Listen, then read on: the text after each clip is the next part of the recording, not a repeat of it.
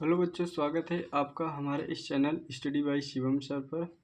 तो आज हम लेक्चर नंबर 2 मैथ्स क्लास 10 का चैप्टर नंबर 1 जो कि वास्तविक संख्याएं प्रश्नावली 1.2 के बारे में अध्ययन करते हैं। लेक्चर नंबर 1 में हम क्वेश्चन 3 के पहले क्वेश्चन को अध्ययन कर चुके हैं। तो आइए हम क्वेश्चन 3 को देखते हैं। क्वेश्चन 3 क्या है? अभाज्य गुणनखंड विधि द्वारा निम्नलिखित पूर्णांकों के HCF और LCM ज्ञात करना। तो आपका पहला क्वेश्चन है 8, 9, 25 और दूसरा क्वेश्चन है 12, 15 और 21 और तीसरा क्वेश्चन क्या है 17, 23 और 29। तो चलिए हम सॉल्यूशन 1 को देखते हैं। सॉल्यूशन 1 में आपका पहला क्या है 8, 9 और 25। तो 8 का हम अभाज्य गुणनखंड निकाला, 9 का अभाज्य गुणनखंड निकाला और 25 का अभाज्य गुणनखंड निकाला। 8 का अभाज्य गुणनखंड निकाला तो हमको क्या मिला 2 की पावर 3। 9 का अभाज्य गुणनखंड निकाला तो 3 की पावर 2 गुणे 1। 25 का अभाज्य गुणनखंड निकाला तो 5 की पावर 2 गुणे 1। एचसीएफ हमने 8, 9 और 25 का निकाला। एचसीएफ में क्या लिया जाता है?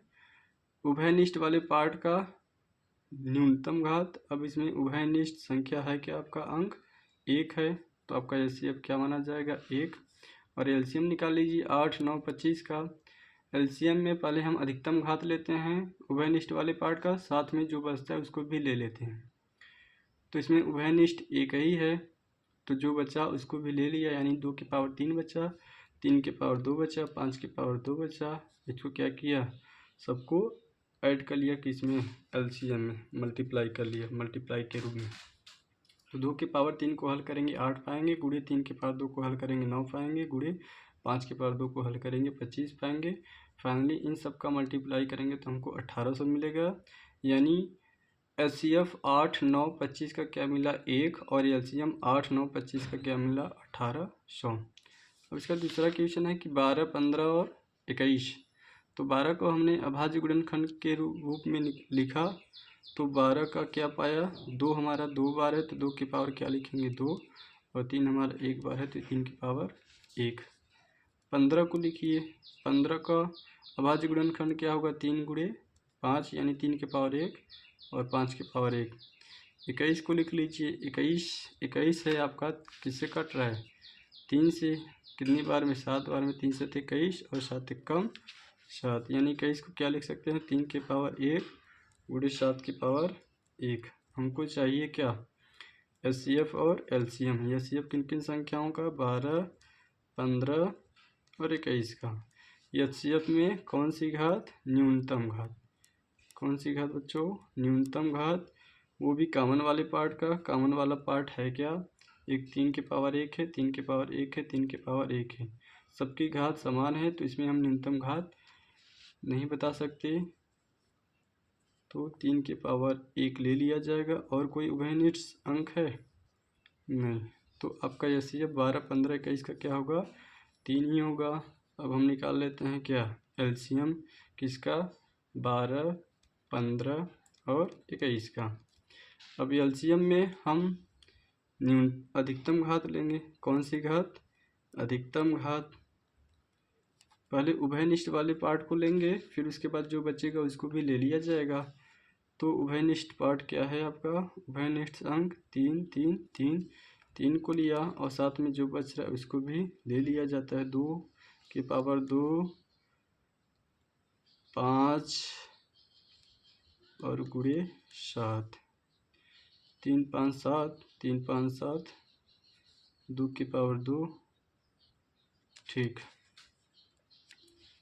यानी 3 गुणे 2 दूनी 4 गुणे 5 सते 35, 4 तिहाई 12 गुणे 35, 35 का गुणा 12 में करिए, 12 पंचे 60, हाथ में आया 6, 12 तिहाई 36, 36 में 6 जोड़ेंगे तो 42 आएगा। यानी एलसीएम क्या आएगा? एलसीएम आपका 12, 15, 21 का 420।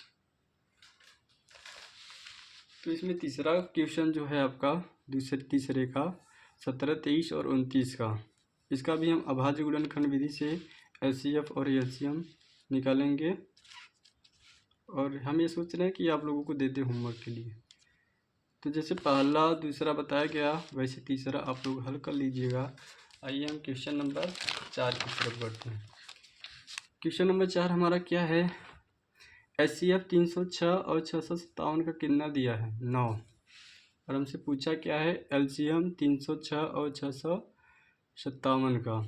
तो हम एक फार्मूला जानते हैं, अगर इसको निकालना चाहे तो हम अभाज्य गुणनखंड के रूप में भी निकाल सकते हैं, और एक फार्मूला सिंपल सा होता है, चलिए देख लेते हैं।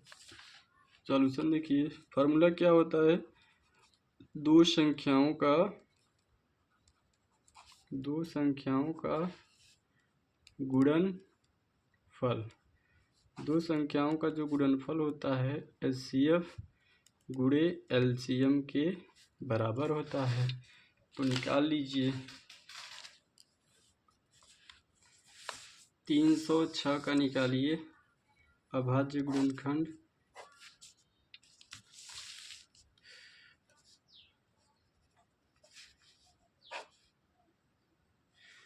153 3 से कटेगा, 3 पच्चे 15, 3 एकम 3, 3 दूनी 6, 3 सत 21, 3 नवा 27, 3 त्रिका 9 और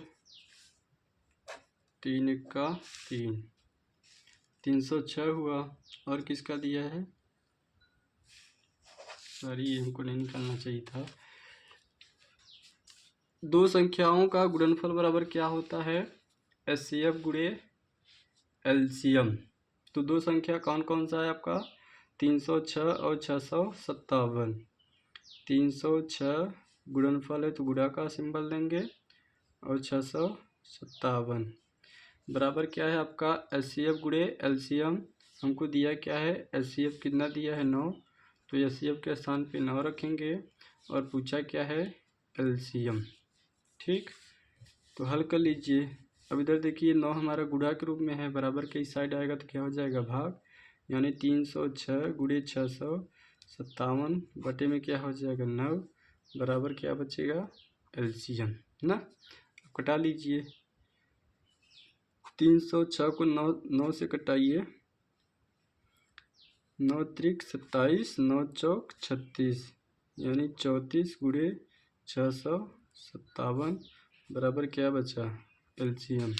अब 657 का गुणा 34 में करिए, 657 का गुणा 34 में कर लीजिए, 657 यानी हम 34 का गुणा जब 657 में करेंगे तो क्या पाएंगे 22,338, जो कि हम पहले से ही करके रखे हैं। यानी LCM क्या आया 306 और 657 का 22,338।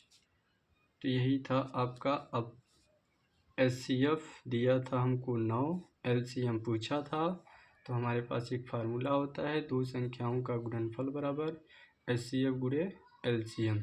दो संख्या आपका एक 306 657 दिया है, और HCF आपको दिया है 9 गुणे LCM। 9 आपका गुणा के रूप में है, इधर आएगा भाग हो जाएगा। अब 306 को 9 से कटाएंगे तो 34 बार में कटेगा, और 34 का गुणा हम 657 में करेंगे तो 22,338 मिलेगा, और यही क्या होगा आपका दी हुई संख्याओं का LCM। तो आगे का क्वेश्चन देखते हैं, क्वेश्चन नंबर 5। क्वेश्चन नंबर 5 बोला है कि जांच कीजिए कि क्या किसी प्राकृतिक संख्या n के लिए संख्या जो आपका 6 के पावर n है वो 0 पर समाप्त हो सकती है कि नहीं। और देखिए जैसे हमने 6 के पावर n को लिया, वो n हमारा है क्या प्राकृतिक संख्या। प्राकृतिक संख्या हम किसे बोलते हैं, गिनती की सभी संख्याएं क्या कहलाती हैं प्राकृतिक संख्याएं। हम n का मान अलग अलग लेंगे, अगर n का मान अलग अलग लेने पर 0 पर समाप्त हो जा रहा है तो वही कथन को हम लिख देंगे। तो 6 के पावर n में हमने क्या लिया n बराबर 1 लिया, तो 6 के पावर n यानी 6 के पावर 1 क्या मिलेगा 6, जो कि 0 पर समाप्त है नहीं समाप्त है। n बराबर हमने क्या लिया 2 लिया, n बराबर 2 लेने पर तो 6 के पावर जो n है क्या होगा 6 के पावर 2 यानी 36। क्या n बराबर 2 लेने पर 6 के पावर जो n है वो भी 0 पर समाप्त हुआ नहीं, तो n बराबर 3 ले लीजिए। जब हम n बराबर 3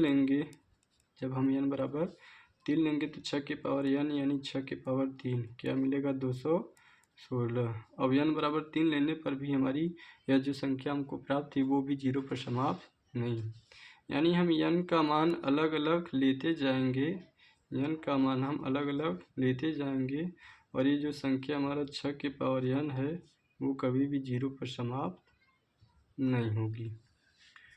तो ज़रा हम देख लेते हैं 0 पर समाप्त होने वाली संख्या। जैसे हमने लिया एक 10 ले लिया, 10 का गुणनखंड किया तो क्या पाया 2 गुणे 5। एक 20 ले लीजिए, 20 भी हमारा 0 पर समाप्त है। 20 का किया तो 20, 2 दूनी 4, 4 पंचे 20। और भी ले लीजिए, जैसे 50 ले लीजिए, 50 का गुणनखंड करेंगे 2 गुणे 5 गुणे 5, 2 पंचे 10, 10 पंचे 50। अब 10 में भी हमारा 0 पर समाप्त है, 20 में भी 0 पर समाप्त है, 50 में भी 0 पर समाप्त है।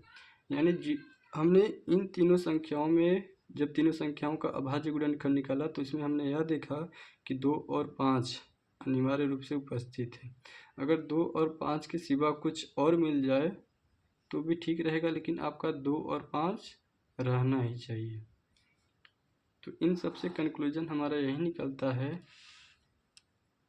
कि अगर कोई संख्या अगर वह 0 पर समाप्त है, जब वह 0 पर समाप्त है तो इसके अभाज्य गुणनखंड में 2 और 5 अनिवार्य रूप से मिलेगा। तो चलिए इसको हम लिख देते हैं। इसके बारे में लिखेंगे क्या, यदि किसी संख्या के अभाज्य गुणनखंड में 2 और 5 निश्चित रूप से आए तभी वह संख्या 0 पर समाप्त होगी, अन्यथा नहीं होगी, अन्यथा नहीं होगी। तो हमारे पास क्या है 6 की पावर n। तो 6 की पावर n का हमने अभाज्य गुणनखंड किया तो 2 गुणे 3 पाया, यानी 2 की पावर n गुणे 3 की पावर n है। अब इसमें देखिए 2 हमारा उपस्थित है लेकिन 5 उपस्थित नहीं है, इस कारण यह संख्या 0 पर समाप्त नहीं है। तो लिख दीजिए, अतः 6 की पावर n में n के अभाज्य गुणनफल में 2 उपस्थित है लेकिन 5 उपस्थित नहीं है। इस कारण यह संख्या जो है 6 की पावर n के किसी भी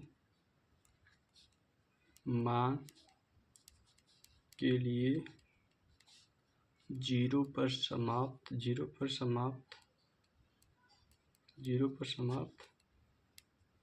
नहीं होगी। तो कहने का मतलब हमारे समझ में आया कि नहीं। फिर देख लीजिए, हमको एक संख्या दिया है 6 की पावर n, और 6 की पावर n में जो n है वो प्राकृतिक संख्या बोला है, और बोला है कि अगर हम n का मान प्राकृतिक संख्या के रूप में लें तो लेने पर जो आपका संख्या आएगा क्या वह आपका 0 पर समाप्त होगा कि नहीं। तो हमने 6 की पावर n में क्या लिया, n बराबर 1 लिया। तो n बराबर जब 1 लिया तो 6 की पावर n में n की वैल्यू 1 रखा तो 6 पाया। ऐसे ही n बराबर 2 लिया तो 6 की पावर n की वैल्यू 36 पाया। ऐसे ही n बराबर 3 लिया तो 6 की पावर n की वैल्यू 216 पाया। न तो 216 में 0 पर समाप्त हुआ, न तो 36 में 0 पर समाप्त हुआ n की वैल्यू लेने पर। ऐसे तमाम वैल्यू हम लेते जाएंगे, कोई भी संख्या हमारा जीरो पर समाप्त नहीं होगा। जरा हम जीरो पर समाप्त होने वाली तीन संख्या लिया, तीन संख्या क्या आप और ले सकते हैं जो जीरो पर समाप्त हुआ है। अब जो संख्या लेंगे उसका गुणनखंड करिए, गुणनखंड करेंगे तो जैसे देखो हमने 10 को लिया, 10 का अभाज्य गुणनखंड किया तो 2 और 5 पाया। 20 लिया, 20 का अभाज्य गुणनखंड किया तो 2 गुणे 2 गुणे 5 पाया। और 50 का लिया तो 2 गुणे 5 गुणे 5 पाया। यानी इनसे हमको यही पता चलता है कि यदि कोई संख्या जीरो पर समाप्त है, अगर उसका हमने अभाज्य गुणनखंड किया, 2 और 5 उपस्थित है, तभी वह संख्या आपका जीरो पर समाप्त होगी। तो हमने लिखा क्या, यदि किसी संख्या के अभाज्य गुणनखंड में 2 और 5 निश्चित रूप से आए, तभी वह संख्या आपका जीरो पर समाप्त होगी, अन्यथा नहीं होगी। तो 6 के पावर n दिया था हमको, 6 के पावर n का हमने अभाज्य गुणनखंड किया तो 2 गुणे 3 पाया, जिसमें 2 उपस्थित है लेकिन 3 उपस्थित नहीं है, इस कारण यह संख्या आपका जीरो पर समाप्त नहीं होगी। यही आप अगर अच्छे से लिख देंगे एग्जाम में तो पूरा नंबर प्राप्त कर लेंगे। चलिए अगले क्वेश्चन की तरफ हम आते हैं। अगला क्वेश्चन हमारा क्या है, अगला क्वेश्चन बोले तो क्वेश्चन नंबर 5, व्याख्या कीजिए कि 7 गुणे 11 गुणे 13 प्लस 13 और 7 गुणे 6 गुणे 5 गुणे 4 गुणे 3 गुणे 2 गुणे 1 प्लस 5 भाज्य संख्याएं हैं और क्यों हैं। तो चलिए इसका हम सॉल्यूशन देख लेते हैं। सॉल्यूशन बोले तो हल। तो सबसे पहले हम भाज्य संख्या के बारे में जान लेते हैं। भाज्य संख्या, भाज्य संख्या किसे कहते हैं, ऐसी संख्या जिनको हम 2 या 2 से अधिक गुणनफल के रूप में लिख सकते हैं, वही संख्या हमारी क्या होती है, भाज्य संख्या। यानी ऐसी संख्या जिसको हम 2 या 2 से अधिक गुणनफल के रूप में लिख सकते हैं, वही संख्या हमारी क्या कहलाती है, भाज्य संख्या कहलाती है। जैसे ले लीजिए आप 15 ले लीजिए, 15 को क्या लिख सकते हैं, 1 गुणे 3 गुणे 5 गुणे 15। तो ये हमारा भाज्य है क्योंकि इसको हम 2 या 2 से अधिक गुणनफल के रूप में व्यक्त किया। ऐसे 32 ले लीजिए, 2 गुणे 2 गुणे 2 गुणे 2 गुणे 2, इसको भी हम 2 या 2 से अधिक गुणनफल के रूप में लिखा, तो 15 भी आपका भाज्य है, 32 भी आपका भाज्य है। तो हमको दिया क्या है, एक संख्या दिया है 7 गुणे 11 गुणे 13 प्लस 13। इसको बताना है भाज्य संख्या है और क्यों है। तो इसमें देखिए कुल 2 पद हैं, दोनों पदों में से 13 कॉमन निकल रहा है, तो 13 को हमने कॉमन लिया। 13 कॉमन लेंगे तो अंतर बचेगा क्या ब्रैकेट के अंदर, 7 गुणे 13 प्लस 1, यानी 13, 11 का गुणे 7 में करेंगे हम 77 पाएंगे, 77 प्लस 1, और 77 को 1 में जोड़ेंगे तो हम क्या पाएंगे, 78। अब हम 78 को भी अभाज्य गुणनफल के रूप में लिख सकते हैं। यानी कहने का तात्पर्य यही है कि ये जो संख्या हमको दिया गया है, इसके भी 2 या 2 से अधिक गुणनफल प्राप्त हो रहे हैं, इस कारण यह संख्या भी आपका जीरो पर समाप्त होगी। तो यही लिख दीजिए, दी गई संख्या 7 गुणे 11 गुणे 13 प्लस 13 यह एक भाज्य संख्या है क्योंकि इसका 2 से अधिक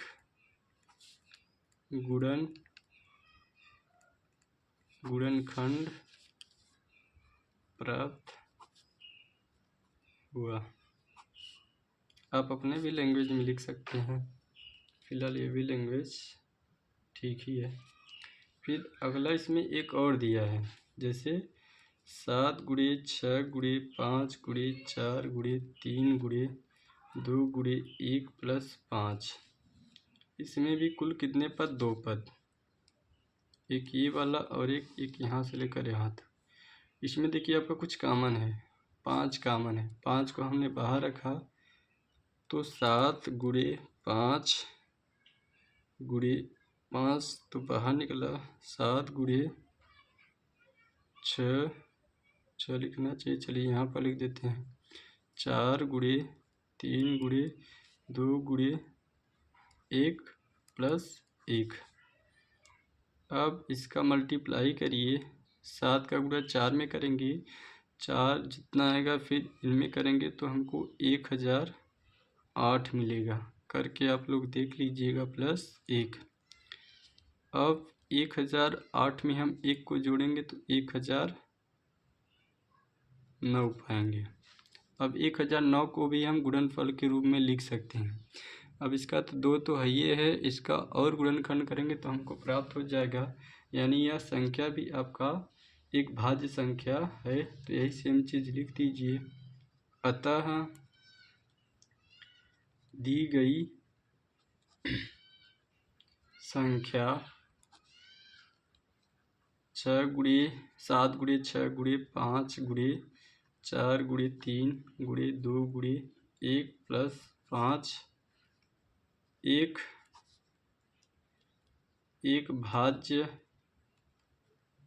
भाज्य संख्या है, क्योंकि इसका 2 से अधिक गुणनखंड है। समझ में आया? क्वेश्चन यही था, आपको कुछ संख्या दिया गया था 2 या 3 के पद में, और वही पूछा था कि क्या यह संख्या भाज्य है कि नहीं। तो सबसे पहले हमने जानने की कोशिश किया कि भाज्य संख्या किसे कहते हैं। भाज्य संख्या हम उसे ही कहते हैं, ऐसी संख्या जिनको हम 2 या 2 से अधिक गुणनफल के रूप में लिख सकते हैं, वही हमारी संख्या क्या होती है? भाज्य। जैसे 15 लिया, 32 लिया, इसको गुणनखंड के रूप में लिखा तो हमने 4 पाया, और 32 का लिया तो 5 गुणनखंड पाया, यानी ये सभी संख्याएं क्या हैं? आपके भाज्य हैं। तो जो संख्या हमको दिया गया था उसको लिया, तो इसमें देखा पहले दोनों पदों में से 13 कॉमन आया, 13 कॉमन लिया तो अंदर 7 गुणे 11 बचा प्लस 1 बचा, जिसको फाइनली हमने हल किया तो 13 गुणे 78 पाया। इस प्रकार 78 का भी हम गुणनफल के रूप में लिख सकते हैं। जब इसको गुणनफल के रूप में लिख सकते हैं तो यह 2 से अधिक गुणनखंड इसका प्राप्त हुआ। जब 2 से अधिक गुणनखंड प्राप्त हुआ तो ये जो संख्या आपका दिया गया है वह क्या होगा? एक भाज्य संख्या होगा। इसी प्रकार हमने इसको भी हल किया तो क्या पाया? 5 गुणे 1009, 1009 को भी हम गुणनफल के रूप में लिख सकते हैं, और अतः यह भी संख्या क्या होगा? आपका भाज्य संख्या होगा। क्यों होगा? क्योंकि इसका 2 से अधिक गुणनखंड है। ठीक, अगर आपको यह क्वेश्चन समझ में आ रहा है या फिर यह लेक्चर आपको अच्छा लग रहा है तो प्लीज़ इस मेरे चैनल को शेयर सब्सक्राइब ज़रूर करिए। अब अगला क्वेश्चन देखिए। क्वेश्चन क्या है? आपका एग्जाम्पल है 5, NCERT बुक का एग्जाम्पल नंबर 5। इसी टाइप का क्वेश्चन हम एक क्वेश्चन में हल कर चुके हैं। ये जो एग्जाम्पल है एक क्वेश्चन के रूप में हल कर चुके हैं। ये दिया है संख्या 4 के पावर n पर विचार करना है। संख्या 4 के पावर n पर विचार कीजिए जहाँ n एक प्राकृतिक संख्या है। जांच कीजिए कि क्या n का कोई ऐसा मान है जिसके लिए 4 के पावर n अंक शून्य पर समाप्त होगा। तो शून्य पर कोई भी संख्या समाप्त कब होगा? जब उसके अभाज्य गुणनखंड में क्या है? 2 और 5 है। तो एक बार फिर देख लो, 4 के पावर n लिया, n हमारा प्राकृतिक संख्या है, 1 2 3 4, n बराबर हमने 1 लिया तो 4 के पावर 1 यानी 4 मिलेगा ना। अब हमने 4 के पावर n में हमने क्या लिया, n बराबर 2 लिया, तो क्या पाया 4 के पावर 2 यानी 16 पाया। फिर हमने n बराबर 3 लिया, तो 4 के पावर n यानी 4 के पावर 3 क्या पाया, 4 4 16, 16 चौका 64 पाया। ऐसे ही n का वैल्यू लेते हुए चले जाएंगे, तो जो संख्या हमको मिलेगा वो कभी भी 0 पर समाप्त नहीं होगी। 0 पर समाप्त तभी होगी अगर हम उस संख्या का अभाज्य गुणनखंड निकालें, उसमें 2 और 5 अनिवार्य रूप से उपस्थित रहे, तभी वह संख्या आपका 0 पर समाप्त होगी, अदरवाइज नहीं। तो लिख लो इसमें,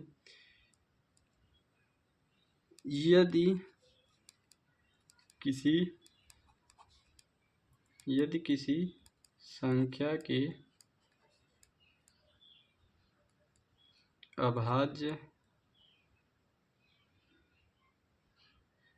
अभाज्य गुणनखंड में 2 और 5 अनिवार्य रूप से मिले, तभी वह संख्या 0 पर समाप्त होगी, अन्यथा नहीं होगी। ये हर एक क्वेश्चन के लिए लागू हो सकता है। तो संख्या क्या था आपका, 4 के पावर n, इसका गुणनखंड किया तो 2 गुणे 2 पाया, यानी 2 के पावर n गुणे 2 के पावर n। अब इसमें 2 है आपका लेकिन 5 नहीं है, इस कारण यह संख्या आपका जो 4 के पावर n है यह 0 पर समाप्त नहीं होगी। लिख दीजिए, अतः संख्या 4 के पावर n के गुणनखंड में 2 उपस्थित है, लेकिन 5 उपस्थित नहीं है। इस कारण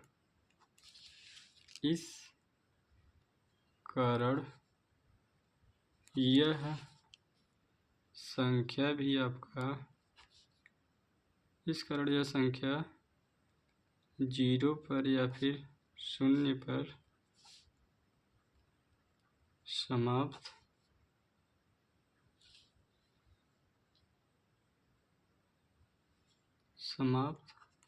नहीं होगी। तो यही था आपका एग्जाम्पल नंबर 5 NCERT बुक का। इस टाइप का 2 क्वेश्चन हुआ आपका, एक 6 के पावर n दिया था और एक 4 के पावर n दिया। कोई भी संख्या आपका 0 पर समाप्त तभी होगा जब हम इसका अभाज्य गुणनखंड निकाले, हमको 2 भी मिले और 5 भी मिले। हमने 30 लिया, 30 का अभाज्य गुणनखंड करिए,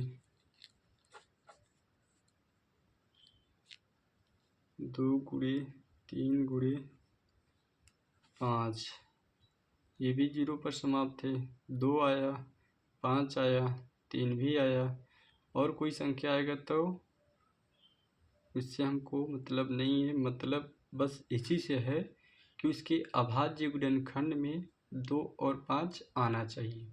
अगर 2 और 5 आया है तभी वह संख्या आपका 0 पर समाप्त होगी।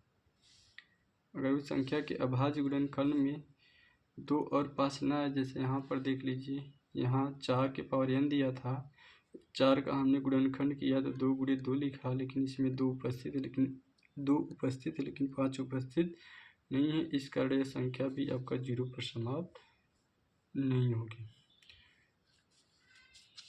तो हमें उम्मीद है कि ये जो आपका लेक्चर नंबर 2 है आपको बहुत ही बढ़िया लगा होगा। सारे क्वेश्चन समझ में आया होगा। अगर सारे क्वेश्चन आपको समझ में आया है तो कृपया करके आप इस चैनल को शेयर सब्सक्राइब ज़रूर कीजिएगा अपने सहपाठी लोगों के पास या फिर फ्रेंड लोगों के पास, ताकि हमारा भी मनोबल बना रहे। ठीक, धन्यवाद। आपका दिन शुभ हो।